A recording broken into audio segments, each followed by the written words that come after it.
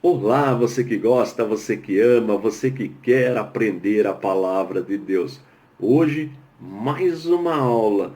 Lembrando que tudo que eu ensino aqui você encontra com riqueza de detalhes nos nossos módulos, que são livros como este que eu tenho em minhas mãos. Para o básico, são 5 livros. Médio 8, bacharel 12 livros. Cada livro contém 4 matérias, tá bom? Os exercícios, as provinhas já estão tudo aqui dentro. Você, chegando o material aí na sua casa, logo no módulo 1, nós vamos explicar tudo aqui dentro, como você faz os exercícios, como você envia pra gente, tá bom?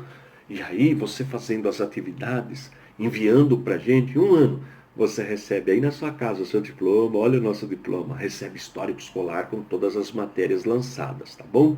E no ato da matrícula você pode solicitar a sua carteirinha de estudante. Olha a carteirinha. Com ela você pode comprar livros com desconto, participar de eventos culturais com desconto, tá bom? Mas chega de moleza, vamos trabalhar? Matéria de hoje, História da Igreja, a nossa história. E nós estamos chegando perto aí, chegando já nos primeiros anos do Sacro Império Romano, Sagrado Império Romano. Vamos aprender um pouquinho hoje. Muito bem. Na aula passada, eu falei sobre a imagem de escultura na igreja. Então, ela era proibida, mas existia. Porque na época não tinha esse meio de comunicação que nós temos hoje, era tudo mais difícil. E muitos adotavam em seus templos, em igrejas cristãs, as imagens de escultura. No Império Bizantino, no Império do Oriente, eles não permitiam a imagem, só é, desenhos, né, que se chamam de ícones, a imagens em alto relevo, desenhos em alto relevo nas igrejas dos apóstolos, os santos da igreja, enfim, Maria, mas não imagem. Já no Oriente, no Ocidente, já usa-se imagem, imagem mesmo, como você vê hoje aí, né, nas festividades católicas. Muito bem.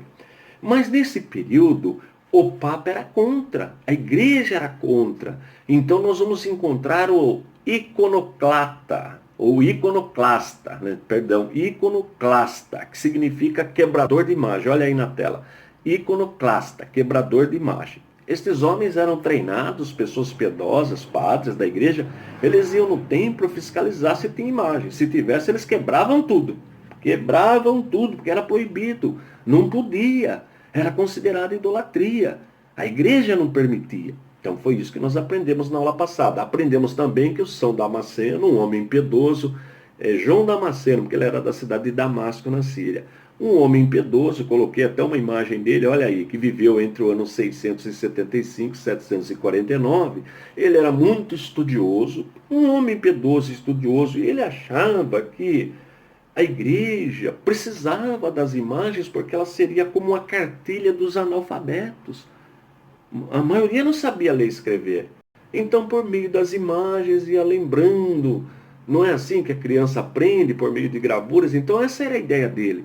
E ele desenvolve uma teologia que eu já mostrei, vou colocar de novo aí, olha aí. Latria, dulia e portulia. Tá? Estou fazendo uma recapitulação porque alguns alunos me pediram. Então, vamos recapitular isso aí, porque nem todos entenderam. Então, latria e dulia, hiperdulia, são palavras gregas. Latria significa adoração, né? Tá vendo a palavra idolatria, né?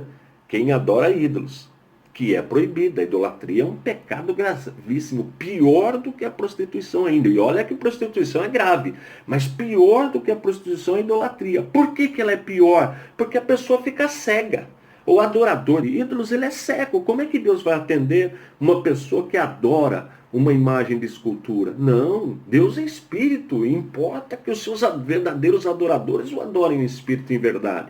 Mas o Damasceno, João Damasceno, esse homem piedoso, crente, ele desenvolveu essa teologia. Então o que ele ensinava? Olha, nós só podemos prestar latria, adoração a Deus, é verdade. Mas podemos venerar. Venerar quem? Estes homens piedosos que temeram a Deus. Então, por meio da vida deles, nós podemos chegar a Deus. Então, nós podemos prestar dulia para estes personagens, por meio das imagens. Olha aí, as relíquias. Está vendo como que a coisa vai acontecendo? Agora, por que hiperdulia? Já viu falar de hipermercado? O mercado grandão, né? Então, hiperdulia, uma dulia, uma veneração maior. Para quem? Para Maria. Porque Maria é mãe do Senhor. Então ela precisa ser venerada de uma forma maior do que a veneração aos outros santos da igreja. E aí ele conseguiu defender a sua teologia. E no concílio de Nicéia II, porque o primeiro concílio de Nicéia nós já estudamos, foi o concílio que aprovou, que discutiu a Santíssima Trindade e foi provada na palavra Santíssima Trindade. Então veja, agora já nesse concílio, veja que diferença. O Papa vai aprovar a utilização de imagens de escultura na igreja, que é o ano 787 depois de Cristo.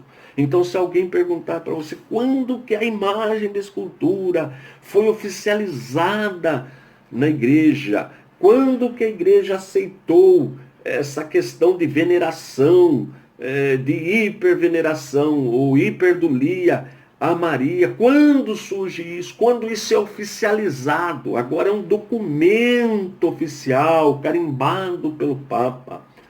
787 depois de Cristo. Agora a idolatria, as imagens estão oficializadas na igreja. Mas a teoria dele, que eu já falei na aula passada, era aquilo: entrava na igreja, via as imagens dos santos, prestava reverência, venerava. Andava mais um pouquinho, via a imagem de Maria, hiperdulia, uma veneração maior. E quando chegava no altar, Santíssima Trindade, adoração. Está vendo a teologia dele? Agora eu pergunto para você, por isso que eu recapitulei essa aula, para eu concluir fazendo essa pergunta para você que está me assistindo. Como é que a gente separa isso na cabeça? Como que a gente consegue fazer essa distinção?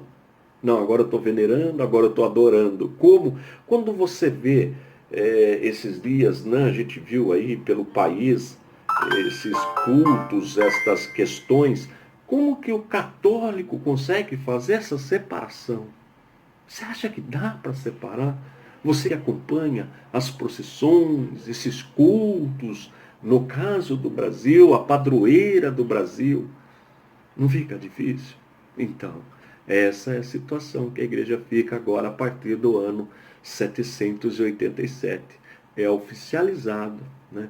O representante do cristianismo na época, assim, no Papa, aprova então a imagem de escultura no templo. Já lá na igreja oriental, lá no Império Bizantino, que a gente chama, né, que a capital era Constantinopla, lá não pode ter imagem, até hoje não pode. Lá eles têm ícones, quadros em alto relevo.